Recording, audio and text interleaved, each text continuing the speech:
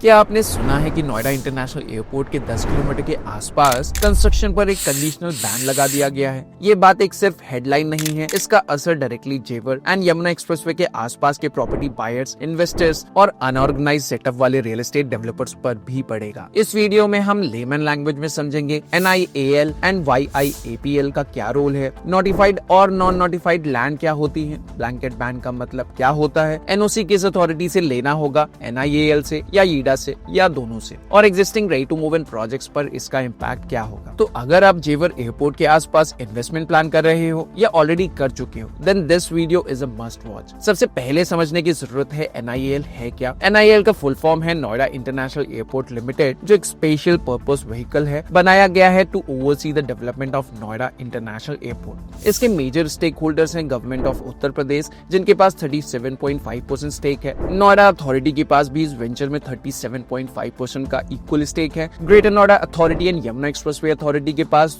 12.5% each का stake है। इसके लिए हम आपको एक सिंपल एग्जांपल दे देते हैं। अगर जेवर एयरपोर्ट एक स्टार्टअप होता तो NIAL उसका बोर्ड ऑफ डायरेक्टर होता, जिसमें स्टेट गवर्नमेंट एंड 3 अथॉरिटीज मिलकर लॉन्ग टर्म डायरेक्शन डिसाइड करते। अब बात करते हैं YIAPL की। YIAPL का फुल फॉर्म है Yamuna international airport private limited. ये एक प्राइवेट कंपनी है जो Swiss firm Zurich international airport के अंडर आती है। YIAPL का काम actual construction and operation of the airport है। सो वो रनवे बना रहा है, टर्मिनल बिल्ड कर रहा है, एयर ट्रैफिक सिस्टम्स इंस्टॉल कर रहा है। NIAL एक सरकारी ओवरसाइट बॉडी है, YIAPL एक प्राइवेट एग्जीक्यूटर है। इन शॉर्ट NIAL पॉलिसी बनाता है, जोन डिफाइन करता है, लैंड अप्रूवल्स देखता है, फंड्स अरेंज करता है। YIAPL ग्राउंड पे एयरपोर्ट बनाता है। So now let's understand what is this construction ban. जुलाई 9 को एयरपोर्ट एनवायरमेंट मैनेजमेंट कमेटी की एक मीटिंग हुई, जिसमें YIAPL, डिस्ट्रिक्ट एडमिनिस्ट्रेशन और NIAL ऑफिशियल्स ने पार्टिसिपेट किया। जुलाई 11 को एक इंटरनल रेजोल्यूशन पास हुआ और न्यूज पूरी तरह से स्प्रेड हो गई। फिर 22 जुलाई को उसका डिटेल्ड पब्लिक रिलीज आया, जिसने क्लियर कर दिया कि जेवर एयरपोर्ट के 10 किलोमीटर के एयर रेडियस के अंदर एरिया में एक ब्लैंकेट बैन ऑन कंस्ट्रक्शन होगा, जब तक डेवलपर्स या लैंड ओनर्स प्रॉपर NOC नहीं ले लेते। आप सोच रहे होंगे ब्लैंकेट बैन का मतलब क्या होता है। लेमैन के लिए इसका मतलब ये होता है कि कोई भी नए कंस्ट्रक्शन एक्टिविटी, चाहे वो रेजिडेंशियल हो, कॉमर्शियल हो या इंडस्ट्रियल, बिना प्रॉपर क्लियरेंस के अलाउड नहीं होगी। वीडियो में आगे बढ़ने से पहले notified and non notified area के डिफरेंस को भी समझना जरूरी है। इसका रेलेवेंस आपको आगे वीडियो में मिल जाएगा। नोटिफाइड लैंड वो होती है जिसमें गवर्नमेंट ने ऑफिशियली किसी डेवलपमेंट अथॉरिटी के अंदर नोटिफाई कर दिया है, जैसे ईडा के मास्टर प्लान में जो भी लैंड मार्क्ड है वो नोटिफाइड है। नॉन नोटिफाइड लैंड वो होती है जिसे अभी तक किसी प्लानिंग एरिया या अथॉरिटी की ऑफिशियली ज्यूरिडिक्शन में नहीं लिया गया है। सो अगर आपका प्लॉट ईडा के मास्टर प्लान के अंदर आता है, इट इज नोटिफाइड, तो आपको समझना जरूरी है कि ईडा के आसपास किसी भी नोटिफाइड एरिया के अंदर बिना रेरा अप्रूवल के जो भी प्राइवेट प्लॉटिंग चल रही है वो पूरी तरह से इलीगल है, क्योंकि आज नहीं तो कल अथॉरिटी उस नोटिफाइड लैंड को एक्वायर करेगी ही। वही दूसरी तरफ नॉन नोटिफाइड एरियाज या आबादी की लैंड में जो प्लॉटिंग हो रही है वो भी काफी रिस्की है, क्योंकि अब सिर्फ ग्राम पंचायत से मैप अप्रूवल लेने तक ही काम नहीं होगा, आपको रेलेवेंट अथॉरिटी के साथ साथ NIAL से भी NOC लेना पड़ेगा। अब किस तरह के NOCs की जरूरत होगी वो भी हम डिटेल में समझ लेते हैं, लेकिन उससे पहले हम चाहते हैं कि ये भी समझे कि कौन सी प्रॉपर्टीज इन्वेस्टमेंट करने के लिए आपके लिए अभी तक सेफ है। अगर आप ईडा के प्लॉट्स में इन्वेस्टमेंट करते हैं तो वो पूरी तरह से सेफ माना जाता है। यहाँ आपको 60 स्क्वायर मीटर से लेकर 120, 200, 300, 500, 1000, 2000 और इवन 4000 स्क्वायर मीटर तक के ऑप्शंस मिल जाते हैं। इनका प्राइस, लोकेशन एंड साइज के हिसाब से वेरी करता है, लेकिन 200 स्क्वायर मीटर वाले प्लॉट्स या उससे बड़े प्लॉट्स का रेट जनरली 65,000 रुपीज से 80,000 रुपीज पर स्क्वायर मीटर के बीच में होता है। इसी के parallel private RERA approved plotted developments की अगर हम बात करें तो वहाँ पे इन्वेस्टमेंट भी सेफ है। इनमें प्राइसिंग थोड़ी प्रीमियम होती है, जो usually 1 lakh rupees per square yard से स्टार्ट होकर और 1,40,000 रुपीज पर स्क्वायर यार्ड तक पहुंचती है। यहाँ एक इंपॉर्टेंट डिफरेंस ये है कि ईडा के प्लॉट्स में प्राइसिंग पर स्क्वायर मीटर में होती है, जबकि प्राइवेट प्लॉटिंग प्रोजेक्ट्स में प्राइसिंग पर स्क्वायर यार्ड में होती है, जिसकी वजह से आपको ईडा प्लॉट्स में कंपैरेटिवली ज्यादा वैल्यू मिलती है। विसिनिटी के जितने भी RERA approved high rise developments हैं, उन सभी प्रोजेक्ट्स के पास भी मैंडेटरी NOCs के साथ साथ एयरपोर्ट अथॉरिटी की भी NOC होती है। सिर्फ उसके बाद ही डेवलपर्स को रेरा का अप्रूवल मिल पाता है। इसी वजह से ये नया रूल, उसका impact RERA approved high rise developments पर बिल्कुल नहीं होगा, और इन प्रोजेक्ट्स के बायर को इस बात को लेकर बिल्कुल भी परेशान होने की जरूरत नहीं है। Now let's talk about what kind of NOCs required construct on a plot. But before we move forward, we'd like to mention, if you are looking for something that is RERA approved and fully compliant, feel free to reach out to us on our WhatsApp number displayed on the screen. Our team will get in touch with you as soon as possible। इस circular के बाद confusion ये भी हुआ है कि NOC कहां से मिलेगा, NIAL,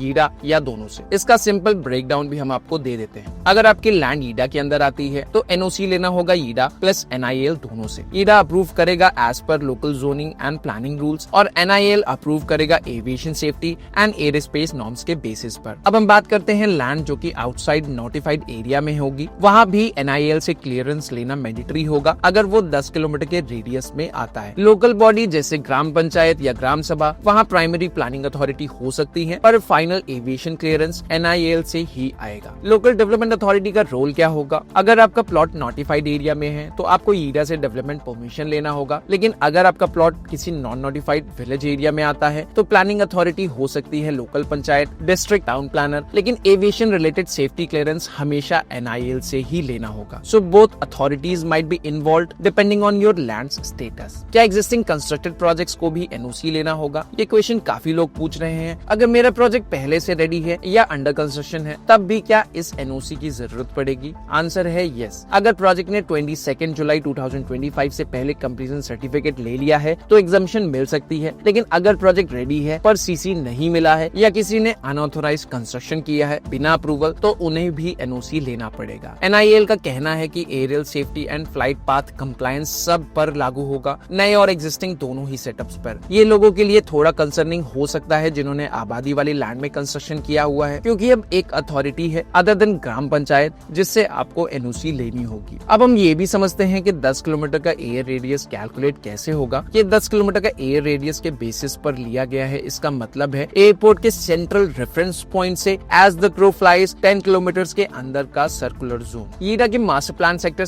20, 21, 22, 28, 29, 30 और इस रेडियस में मोस्टली ईस्टर्न पैराफेरल एक्सप्रेसवे के आसपास के विलेजेस भी आते हैं, जैसे दनकौर, मिर्जापुर, राबूपुरा, सरोल, जहांगीरपुर, फालिदा, बांगर। ये स्ट्रिक्ट एविएशन नॉर्म्स के बेसिस पर डिसाइड हुआ है इंटरनेशनल स्टैंडर्ड के अकॉर्डिंग।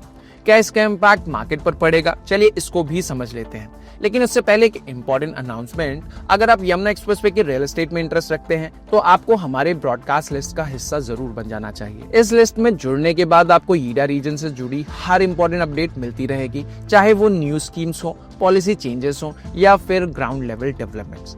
आपको सिर्फ #ईडा लिखकर हमें स्क्रीन पर दिए गए नंबर पर व्हाट्सएप करना होगा and will add you to the exclusive list of serious investors. अब बात करते हैं इस लेटेस्ट रूल का शॉर्ट टर्म इम्पैक्ट मार्केट पर क्या होगा। शॉर्ट टर्म में डेफिनेटली एक मार्केट इम्पैक्ट देखने को मिलेगा। बायर्स थोड़े कॉशियस हो जाएंगे और notified area and non notified areas में हो रहे इलीगल कंस्ट्रक्शन पर एक पॉज जरूर लगेगा, जो इनफैक्ट बायर्स एंड इन्वेस्टर्स दोनों के लिए एक सेफ्टी नेट की तरह काम करेगा।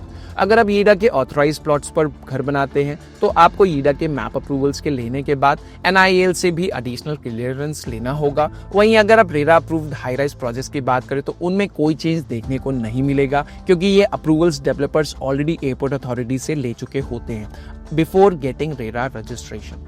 लॉन्ग टर्म में देखा जाए तो ये स्टेप जेवर एयरपोर्ट को safe, planned and globally compliant aerotropolis बनाने की बहुत ही क्रूशियल कोशिश होगी, और ये policy somewhere ensures that haphazard and illegal construction को कंट्रोल किया जा सके। जैसा कि हमने दिल्ली NCR के रीजन्स में देखा है जहां अनकंट्रोल्ड कंस्ट्रक्शन जैसे महिपालपुर में हुई है एक मेजर अर्बन मेस बन सकती है। इसलिए अगर आप स्मार्ट एंड सस्टेनेबल इन्वेस्टमेंट करना चाहते हैं तो ये डेवलपमेंट आपके लिए एक पॉजिटिव सिग्नल होगा। That's all for today's video. अगर आपको ये ब्रेकडाउन इन्फॉर्मेटिव लगा हो तो वीडियो को लाइक करें, सब्सक्राइब करें एंड नीचे कमेंट सेक्शन में अपने डाउट्स जरूर शेयर करें। हम पूरी कोशिश करेंगे उन्हें आंसर करने की। See you in the next one. Until then stay safe, invest smart. This is white hat reality.